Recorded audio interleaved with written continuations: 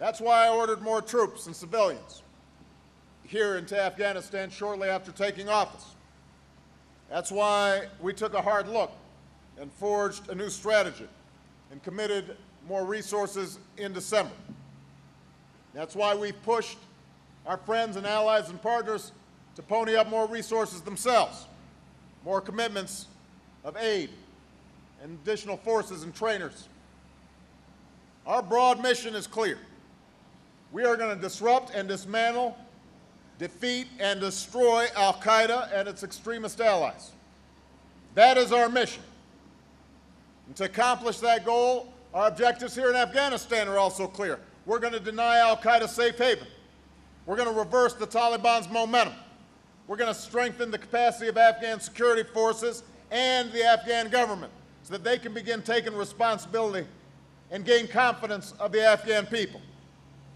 And our strategy includes a military effort that takes the fight to the Taliban while creating the conditions for greater security and a transition to the Afghans, but also a civilian effort that improves the daily lives of the Afghan people and combats corruption, and a partnership with Pakistan and its people, because we can't uproot extremists and advance security and opportunity unless we succeed on both sides of the border. Most of you understand that. Many of the troops that I ordered to Afghanistan have begun to arrive, and more are on the way. And we'll continue to work with Congress to make sure that you've got the equipment that you need, particularly as we complete our drawdown in Iraq. We're providing more helicopters, we're providing more intelligence and reconnaissance capabilities, more special operations forces, more armored vehicles that can save lives. And here in Afghanistan, you've gone on the offensive, and the American people back home are noticing. We have seen a huge increase in support in stateside because people understand the kinds of sacrifices that you guys are making and the clarity of mission that you're bringing to bear. And together with our coalition and Afghan partners, our troops have pushed the Taliban out of their stronghold in Marjda. We've changed the way we operate and interact with the Afghan people. We see Afghans reclaiming their communities, and we see new partnerships that will help them build their own future and increase their security. And across the border, Pakistan's mounting major offenses. We've seen violent extremists pushed out of their sanctuaries. We've struck major blows against al-Qaeda leadership as well as the Taliban's. They are hunkered down.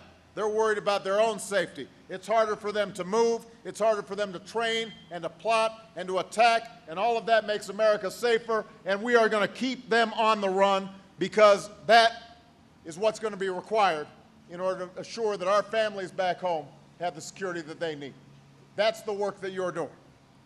So thanks to you, there's been progress these last several months. But we know there are going to be some difficult days ahead. There's going to be setbacks. We face a determined enemy. But we also know this.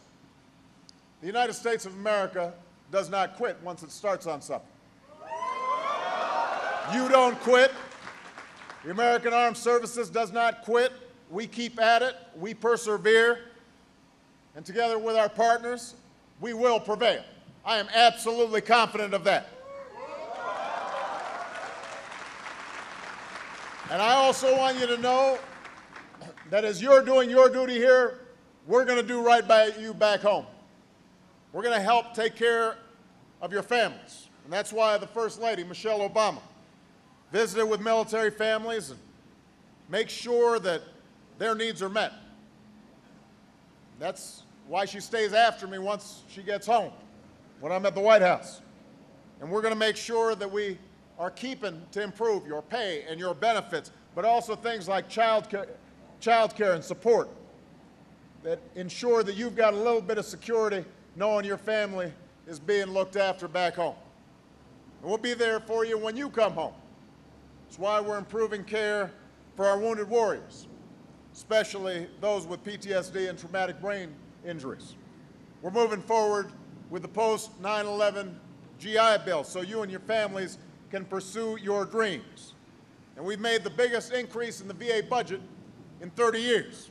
because we're going to keep our sacred trust with all those who serve. You've been there for us, tour after tour, year after year, at a time when too many American institutions have let us down, when too many institutions have put short-term gain in front of a commitment to duty and a commitment to what's right. You've met your responsibilities. You've done your duty. Not just when it's easy, but when it's hard. And that's why you've inspired your fellow Americans. And that's why you inspire me. That's why you've earned your place next to the very greatest of American generations. And all of you represent the virtues and the values that America so desperately needs right now.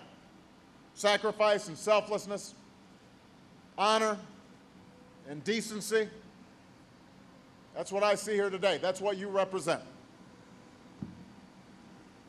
I've seen your sense of purpose and your willingness to step forward and serve in a time of danger.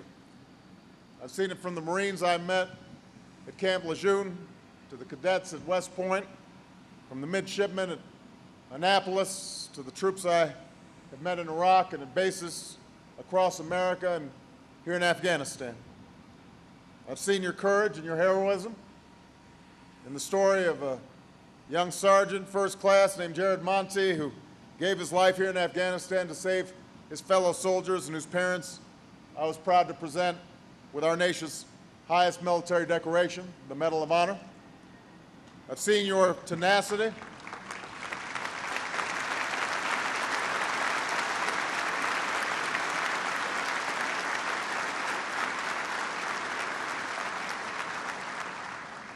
I've seen your tenacity and determination in our wounded warriors in Lanceville and Walter Reed, Americans fighting to stand again and to walk again and to get back with you, get back with their units.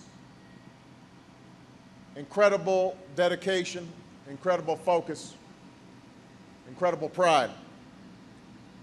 And I've been humbled by your sacrifice in the solemn homecoming of flag-draped coffins at Dover, to the headstones in Section 60 at Arlington, where the fallen from this war rest in peace alongside the fellow heroes of America's story. So here in Afghanistan, each one of you is part of an unbroken line of American service members who've sacrificed for over 2 centuries. You're protecting your fellow citizens from danger. You're serving alongside old allies and new friends. You're bringing hope and opportunity to a people who've known a lot of pain and a lot of suffering. And I know that sometimes when you're watching TV, the politics back home may look a little messy and people are yelling and hollering and Democrats this and Republicans that. I want you to understand this. There's no daylight when it comes to support of all of you. There's no daylight when it comes to supporting our troops. That brings us together. We are all incredibly proud. We all honor what you do.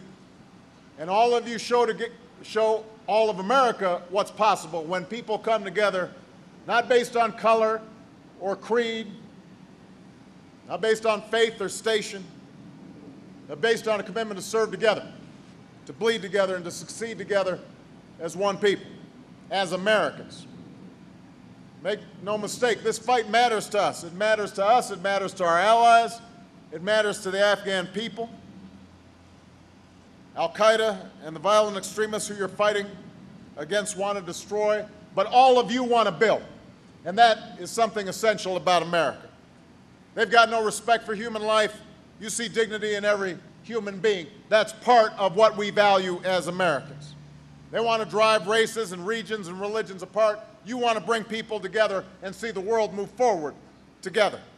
They offer fear, in other words, and you offer hope. And that's why it is so important that you know that the entire country stands behind you.